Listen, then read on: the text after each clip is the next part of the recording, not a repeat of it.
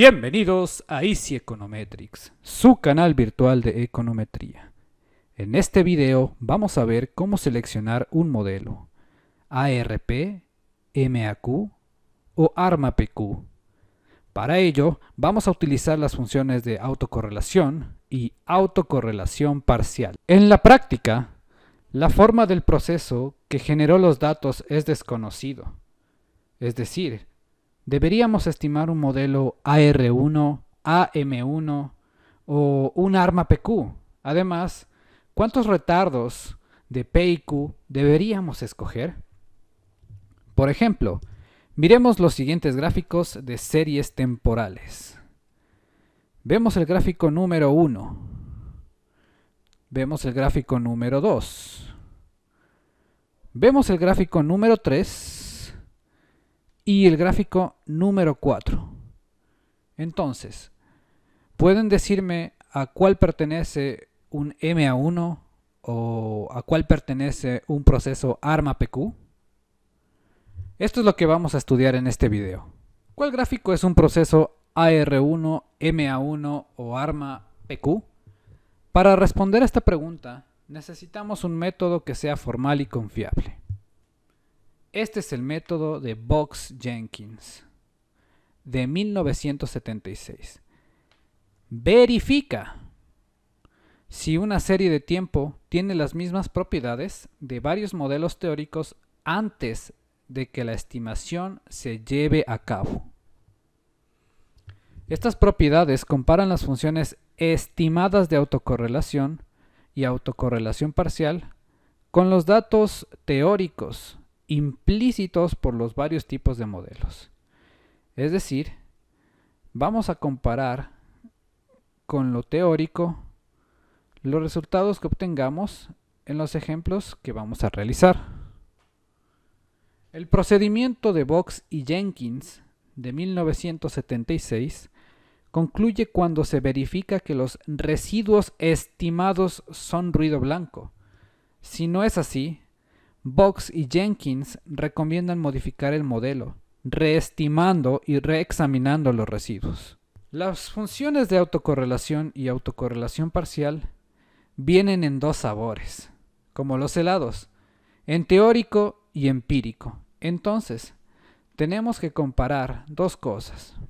Primero, la función de autocorrelación parcial y la autocorrelación simple del modelo empírico que estimamos directamente de los datos sin usar un modelo, con lo teórico, que esté asociado con un modelo en particular.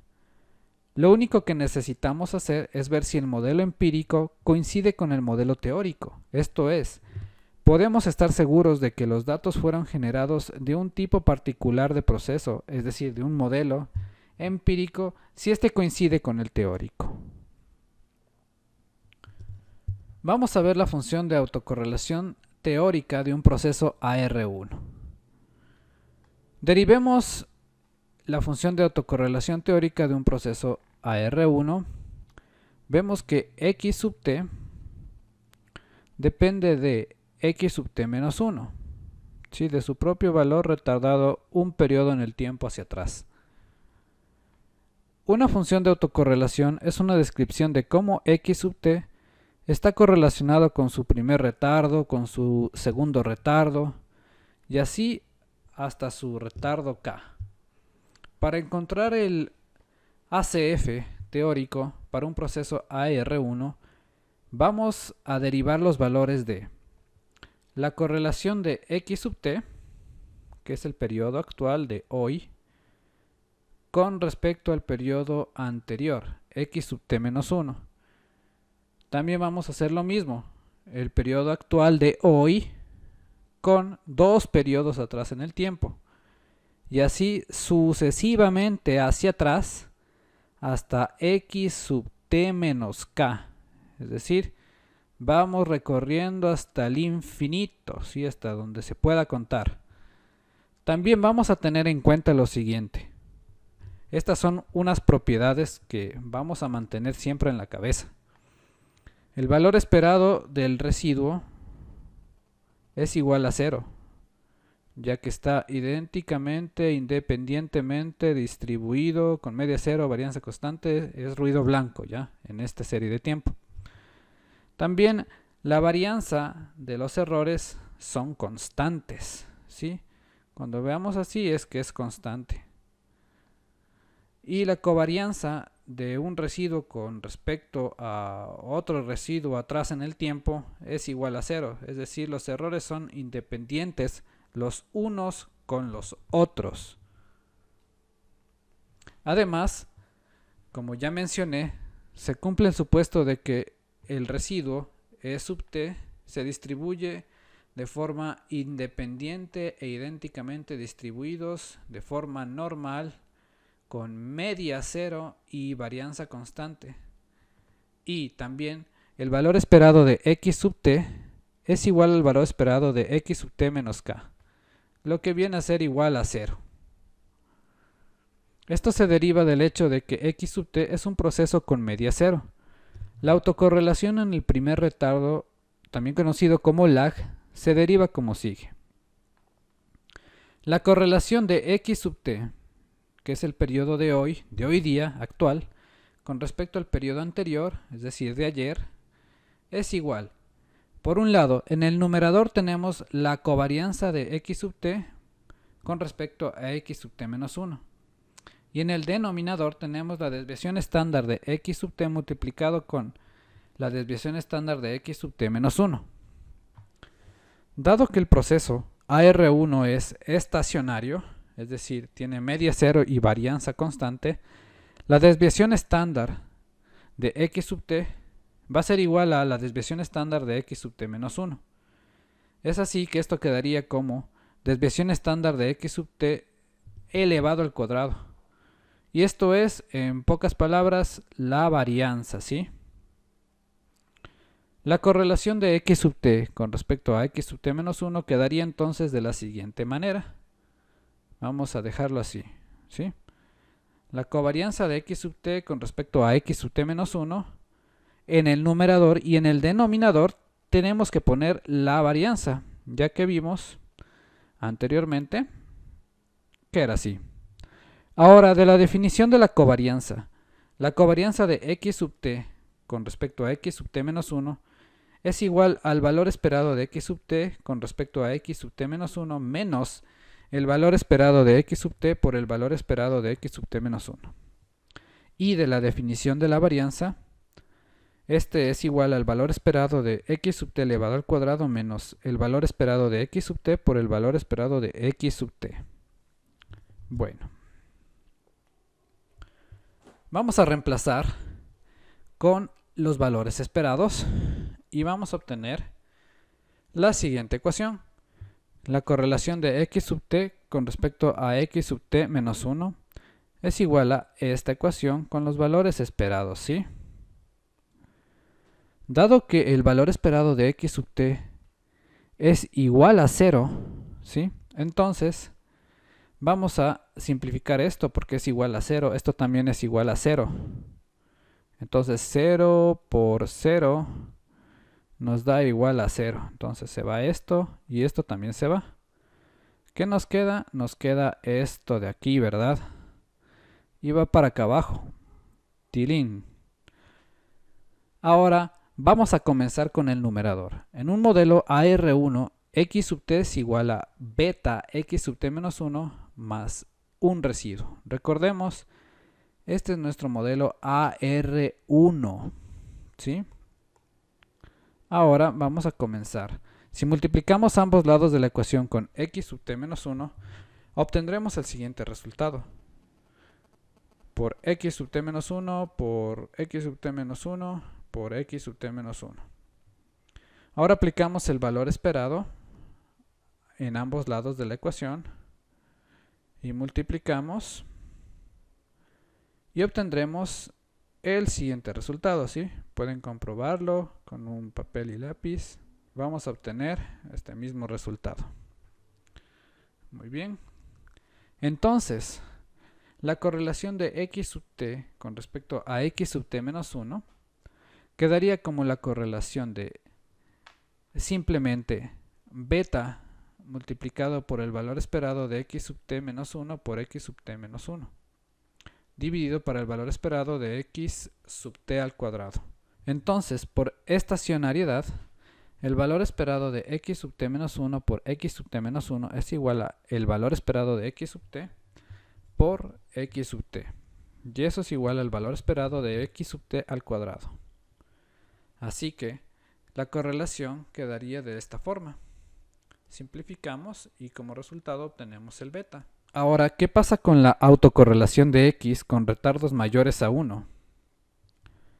La autocorrelación con un retardo igual a 2, es decir, correlación de x sub t y x sub t menos 2, es igual a esto. La covarianza de x sub t con respecto a x sub t menos 2 dividido por la desviación estándar de x sub t multiplicado por la desviación estándar de x sub t menos 2. De igual forma, por estacionariedad, la desviación estándar es igual a la varianza. Y de la definición de la covarianza, vamos a aplicar de nuevo los valores esperados. Y dado que x es un proceso con media cero, obtenemos que se reduce la ecuación a esto, ya que esto es 0 y esto es 0, ¿verdad? Enfoquémonos en el numerador. X sub t es igual a beta x sub t menos 1 más un residuo. Si multiplicamos ambos lados por x sub t menos 2, ¿por qué? Porque estamos viendo ahora qué pasa con un proceso con retardo de lag 2, ¿sí? Con 2 periodos atrás en el tiempo. Vamos a multiplicar ambos lados de la ecuación por x sub t menos 2 y tomando el valor esperado en ambos lados obtenemos el siguiente resultado. Entonces, por estacionariedad sabemos que el valor esperado de x sub t menos 1 por x sub t menos 2 es igual al valor esperado de x sub t por x sub t menos 1, ¿sí? Todos los valores son iguales. Entonces, reemplazando en la ecuación inicial, vamos a reemplazar y el beta va a multiplicarse por el valor esperado de x sub t por x sub t menos 1. Y de los pasos anteriores vamos a reducirlos, ¿no? Va a quedar así y así hasta llegar acá. Ahora, reemplazando en la autocorrelación con retardo lag k igual a 2, tenemos que, simplificamos aquí, la respuesta es beta elevado al cuadrado. Podemos observar que x sub t está correlacionado con x sub t menos 2, incluso aunque x sub t no es una función explícita de x sub t menos 2. Por ejemplo, x sub t menos 2 no aparece en la definición de un proceso AR1, pero sin embargo está correlacionado. Y ahora, ¿qué sucede con retardos mayores a 2? Si x sigue un proceso AR1, entonces x sub t tiene una función de autocorrelación de covarianza x sub t con respecto a x sub t más k va a ser igual a beta elevado a la k. Entonces, vamos a ver que sucesivamente, mientras más aumente x sub t más 2, más 3, más 4, simplemente el beta se eleva a un número superior. 2, 3, 4 y así sucesivamente. Por ende, incluso un simple proceso AR con un retardo lag puede inducir un resultado donde cada observación de X estará correlacionada con largos retardos de sí misma. Ahora, esto es lo más importante de todo el video, así que presten atención porque esto es como que algo que tienen que pegar en su cuarto, un póster, ¿sí? Este es el ACF teórico de un proceso AR1. Entonces, cuando ustedes en los programas econométricos, en cualquier programa econométrico, cuando realicen estas pruebas de autocorrelación y autocorrelación parcial, van a fijarse en esto. En este caso solo vamos a ver por ahora la función de autocorrelación, ¿sí? El ACF. Luego iremos haciendo esto en Gretel, en Stata, en Python, en todos los programas para que vean la diferencia de gráficos, pero básicamente es lo mismo. Entonces, esto va a ser un AR1 siempre cuando vean esto. En este caso, este beta de aquí, beta 1 es positivo, digamos que es 0.50. los lags, es decir, los retardos, van a descender, ¿verdad? Van a descender poco a poco, van a ir bajando hasta llegar a 0. Y cuando beta 1 es negativo, vamos a tener una interacción de la siguiente forma. El primero va a ir abajo o el primero va a ir arriba. Y luego así, arriba, abajo. Pero el punto aquí es que, y de igual forma va a descender hasta 0. ¿Sí? Eso es un proceso AR, porque el ACF tiende a descender hasta 0. Es decir, podemos notar que la función de autocorrelación de un proceso AR1 decae exponencialmente. ¿Sí? Ahora vamos a hacer el ACF teórico de un proceso ARP. Supongamos que seguimos un proceso ARP en donde X sub t está correlacionado con muchos valores atrás en el tiempo, ¿sí? Hasta el infinito, hasta más allá, ¿verdad? ¿Cuál es su función de autocorrelación? Es decir, ¿cuál es la correlación de x sub t con respecto a x sub t menos 1 y la correlación de x sub t con respecto a x sub t menos 2? Y así sucesivamente hasta x sub t menos k. Vamos a comenzar con la definición de la autocorrelación en el retardo k. Podemos usar la estacionariedad de la desviación estándar y el supuesto de I y D para U y S y llegamos a la siguiente conclusión. Como ya vimos en los anteriores ejemplos, la correlación es igual a la covarianza en el numerador dividido para la desviación estándar multiplicada por su misma desviación estándar en el denominador. Utilizando el valor esperado, simplificamos y obtenemos el siguiente resultado. Entonces, nuestra tarea es derivar las expresiones para cada una de estas autocorrelaciones en cada retardo k. Vamos a resolver este problema por partes. Primero comenzaremos con el numerador y luego con el denominador. El método que vamos a usar es un sistema de ecuaciones llamado Joule-Walker, ¿verdad? No es Walker, el Ranger de Texas, es Joule-Walker. Entonces x sub t es igual a beta 1, x sub t menos 1 y así sucesivamente. Y esta es la ecuación original ARP. Primero, multiplicamos ambos lados de la ecuación por x sub t y tomamos el valor esperado. ¿Sí? Aquí vamos a poner este, que es el valor esperado, y lo vamos a multiplicar todo por x sub t. Entonces esta ecuación pasa a ser esto, y esto pasa a ser esto, y esto pasa a ser esto. Y aquí vemos que este resultado es el único término que no es una autocovarianza, así que vamos a revisarlo. Para ello multiplicamos la ecuación original por el e sub t y vamos a tomar el valor esperado. Vamos a obtener como resultado que es constante, dado que e sub t es independiente, ¿sí?, de cualquier realización pasada de x sub t. Entonces, este de aquí es el que nos va a dar la constancia, ¿sí? Vemos que el valor esperado de e por e sub t es igual a e sub t al cuadrado. Entonces el valor esperado de e sub t al cuadrado es la varianza, ¿verdad? Y la varianza es igual a esto. Entonces si esto es igual a esto, entonces podemos simplificar de la siguiente manera. Esta es la ecuación original que obtuvimos anteriormente. Vamos a ver que ahora este término de aquí va a ser esto, la constancia. Podemos derivar nuestra segunda ecuación de Joule-Walker multiplicando ambos lados de la ecuación por x sub t menos 1 y tomando el valor esperado. Y vamos a obtener este resultado. Y así sucesivamente multiplicamos por x sub t menos 2, luego por x sub t menos p más 1 y obtenemos estos resultados. ¿Ya?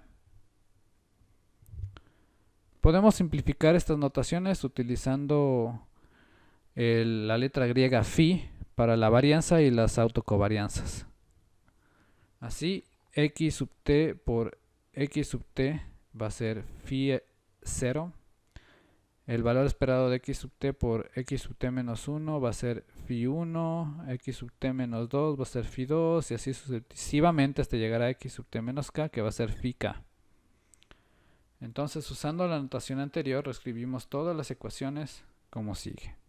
Entonces, para el caso de un proceso AR2, las autocovarianzas son de la siguiente forma. Vemos que phi 0 es así, phi 1 es de esta forma y phi 2 de esta forma. Esta ecuación de phi 1 se puede simplificar de la siguiente forma.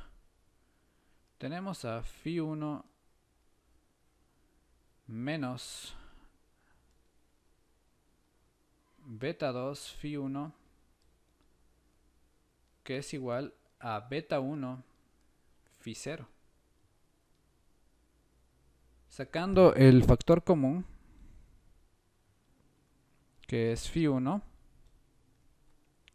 podemos ver que es 1 menos beta 2.